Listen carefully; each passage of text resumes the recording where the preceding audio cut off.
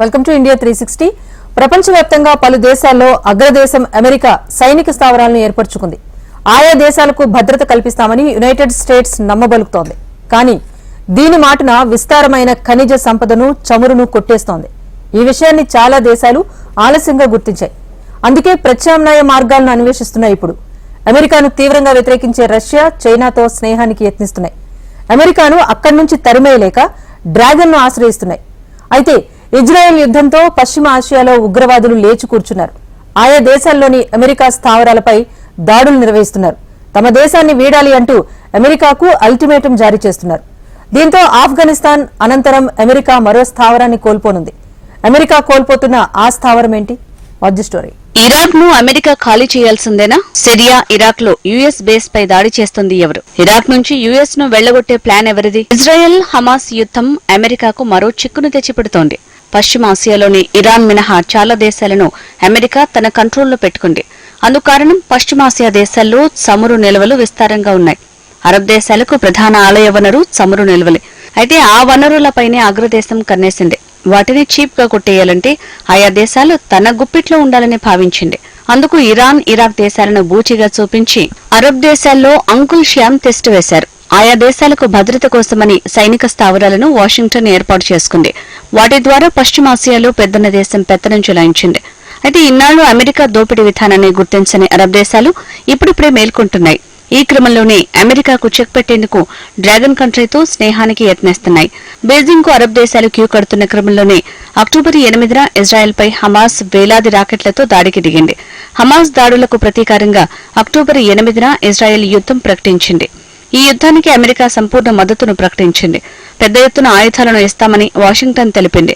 వెంటనే ఇజ్రాయెల్కు తొలి విడతగా ఆయుధాలను కూడా పంపింది.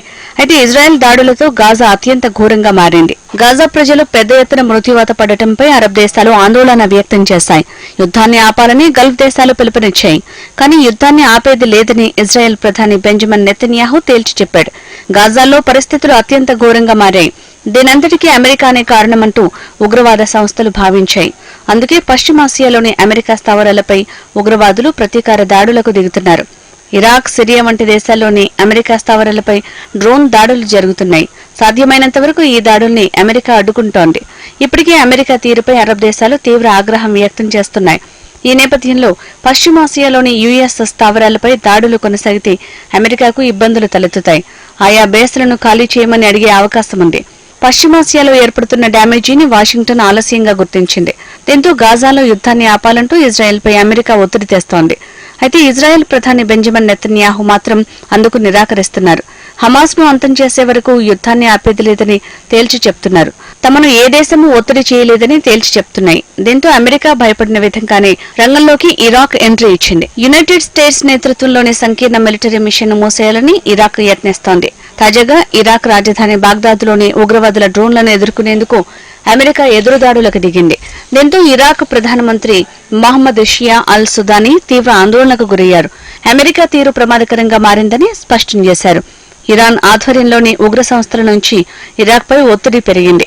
ఈ క్రమంలోనే ఉగ్రవాదుల డ్రోన్ దాడులు, అమెరికా ప్రతిదాడుల్ని డేంజరస్ అటాక్స్ గా ఇరాకీ ప్రధాని చెప్పుకొచ్చారు. ఇరాక్లోని అమెరికా నేతృత్వంలోని సైనిక సంకీర్ణాన్ని తొలగించే దిశగా బాగ్దాద్ అడుగులు వేస్తోంది.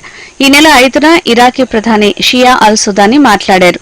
అంతర్జాతీయ జిహాదీ వ్యతిరేక సంకీర్ణ మిలిటరీని శాశ్వతంగా రద్దు చేయాలని నిర్ణయించినట్టు అల్ సుదానీ వెల్లడించారు. అందుకు త్వరలోనే అమెరికాతో చర్చలు జరపనున్నట్టు వెల్లడించాడు. తమ ప్రియమైన మాతృభూమి ఇరాక్లో భూమి, ఆకాశం, జలాలపై జాతీయ సార్వభౌమాధికారాన్ని ఎట్టి పరిస్థితుల్లో ఇతరులకు ఇచ్చేది లేదని స్పష్టం చేశారు. మిలిటరీ సంకీర్ణ ప్రతినిధులతో కూడిన కమిటీని ఏర్పాటు చేయనున్నట్టు బాగ్దాద్ తెలిపింది. అమెరికా సైన్యాన్ని ఇరాక్ నుంచి వెళ్లగొట్టాలన్న ప్రధాని అల్ సుదానీ నిర్ణయాన్ని ఇరాన్ మద్దతున్న హిజ్బుల్లా ఉగ్రవాద సంస్థ చీఫ్ హాసన్ నస్రల్లా స్వాగతించారు. ఇరాక్ నుంచి ఆక్రమిత అమెరికన్ దళాల్ని తొలగించడం గొప్ప అవకాశమని, దీనికి తమ ఆశీర్వాదం ఉంటుందని నస్రల్లా చెప్పారు. 2021లో ఆఫ్ఘనిస్తాన్ ను అమెరికా సైన్యం ఖాళీ చేసింది. అప్పటి నుంచి పశ్చిమాసియాలో అమెరికాకు ఎదురు దెబ్బలు తగులుతున్నాయి. ఇప్పుడు ఇరాక్ రూపంలో తగిలిన దెబ్బ పశ్చిమాసియాలోనే అమెరికా తన ప్రాబల్యాన్ని, ప్రాభవాన్ని కోల్పోనుంది. నిజానికి దశాబ్దాలుగా పశ్చిమాసియాను యునైటెడ్ స్టేట్స్ తన గుప్పిట్లో పెట్టుకుంది. అలాంటిది ఇప్పుడు ఇరాక్తో పట్టు పూర్తిగా కోల్పోనుంది. బాగ్దాద్లో ఉగ్రవాదులపై దాడులతోనే ఇరాక్ ను అమెరికా ఖాళీ చేయాల్సి వస్తోందా? హరకత్ అల్ నుజాబా అనేది ఒకప్పటి ఇరాన్ అనుకూల మాజీ పారామిలిటరీ గ్రూప్. ఇప్పుడు అది ఇరాక్ సైన్యంలో కలిసిపోయింది. తూర్పు బాగ్దాద్లోని అల్ నుజాబా ప్రధాన కార్యాలయంపై అమెరికా సైనికులు 2 రాకెట్లతో దాడి జరిపారు. హరకత్ అల్ నుజాబా కమాండర్ ఓ ఫైటర్ అమెరికా దాడిలో మృతి చెందారు. ఈ ఘటన తర్వాతే మిలిటరీ సహకారానికి ముగింపు పలుకుతున్నట్టు ఇరాక్ ప్రధాని ప్రకటించారు. అయితే అల్ నుజాబా దాడిపై ఇరాన్ అనుకూల ఉగ్ర గ్రూపులు ఆగ్రహం వ్యక్తం చేశాయి. సంకీర్ణ మిలిటరీ ఒప్పందాన్ని రద్దు చేయాలని ఇరాక్ ప్రభుత్వాన్ని డిమాండ్ చేస్తున్నాయి. అమెరికా దాడిని ఇరాకీ రక్షణ కార్యాలయంపై దాడిగా ఆ దేశ విదేశాంగ మంత్రిత్వ శాఖ ఆరోపించింది. తమ భద్రతా దళాలకు హాని కలిగించే వారి ప్రయత్నాలను నిరోధించేందుకు అన్ని చర్యలు తీసుకుంటామని వెల్లడించింది. అయితే ఇరాక్ నిర్ణయంపై అమెరికా ఎలా స్పందించింది? అల్ నుజాబాపై జరిగిన దాడిని ఆత్మరక్షణ చర్యగా అమెరికా భద్రతా సంస్థ పెంటగాన్ వెల్లడించింది. కానీ ఈ చర్యను కఠినమైన దురాక్రమణగా ఇరాకీ ప్రభుత్వం అభివర్ణించింది. బాబిలోనియా ప్రావిన్స్ లో ఇరాన్ డిజైన్ తో కూడిన ల్యాండ్ క్రూయిజ్ క్షిపణి ప్రయోగించడంలో విఫలమైందని యుఎస్ సెంట్రల్ కమాండ్ సెంట్కామ్ గుర్తించింది. అంటే ఇరాన్, సిరియాలోని తీవ్రవాద గ్రూపులకు ఇరాన్ ఆయుధాలను సరఫరా చేస్తున్నట్టు సెంట్కామ్ చెప్తోంది. ఈ ఆయుధాలతో సంకీర్ణ దళాలకు, స్థానికులకు ప్రమాదం తప్పదని సెంట్కామ్ హెచ్చరిస్తోంది. హమాస్ ఇజ్రాయెల్ యుద్ధానికి మద్దతు ఇవ్వడంతో ఇరాక్, సిరియాలో అమెరికా దళాలు దాడులకు గురవుతున్నాయి. సిరియాలో 900 మంది, ఇరాక్లో 2500 మంది సైనికులు ఇస్లామిక్ స్టేట్ ని నిర్మూలించే ఆపరేషన్ కోసం పనిచేస్తున్నారు. ఇరాక్లోని సంకీర్ణ మిషన్లో ఫ్రాన్స్, స్పెయిన్, యునైటెడ్ కింగ్డమ్ దేశాలకు చెందిన సైన్యం కూడా ఉంది. 2023 అక్టోబర్ 7 నుంచి ఇప్పటి వరకు సిరియా, ఇరాక్లోని అమెరికా స్థావరాలపై 100కు పైగా దాడులు జరిగినట్టు అమెరికా చెప్తోంది. చాలా దాడులకు తామే బాధ్యులమని ఇరాక్లోని ఇస్లామిక్ ప్రతిఘటన గ్రూపు తెలిపింది. ఇరాక్లోని అమెరికా తిష్టవేయటాన్ని ఇస్లామిక్ ప్రతిఘటన గ్రూపు వ్యతిరేకిస్తోంది. ఇప్పుడు గాజాకు మద్దతుగా ఇరాక్లోని అమెరికాకు చెందిన 3 సైనిక స్థావరాల్ని లక్ష్యంగా చేసుకుంది. అయితే ఇరాన్ మద్దతున్న ఉగ్రవాద సంస్థలను ప్రసన్నం చేసుకోవటానికి అల్ సుదానీ ప్రభుత్వం యత్నిస్తుందా?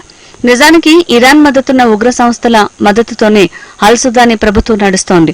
విదేశీ దళాలు ఇరాక్ భూభాగాన్ని వదిలి వెళ్లాలని సదరు ఉగ్ర సంస్థలు డిమాండ్ చేస్తున్నాయి. ఇరాక్లో షియా వర్గాలదే డామినేషన్ ఉంటుంది.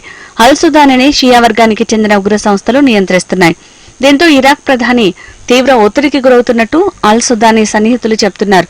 అమెరికా సంకీర్ణాన్ని రద్దు చేసి వారి బేస్లను ఖాళీ చేయించాలని షియాకు చెందిన ఉగ్ర సంస్థలు ఒత్తిడి చేస్తున్నాయని వివరిస్తున్నారు. మొత్తంగా ఆఫ్ఘాన్ తర్వాత ఇరాన్ ను కూడా అమెరికా ఖాళీ చేయాల్సి వస్తోంది. అదే జరిగితే ఇది అమెరికాకు మాత్రం భారీ దెబ్బ అని విశ్లేషకులు చెబుతున్నారు.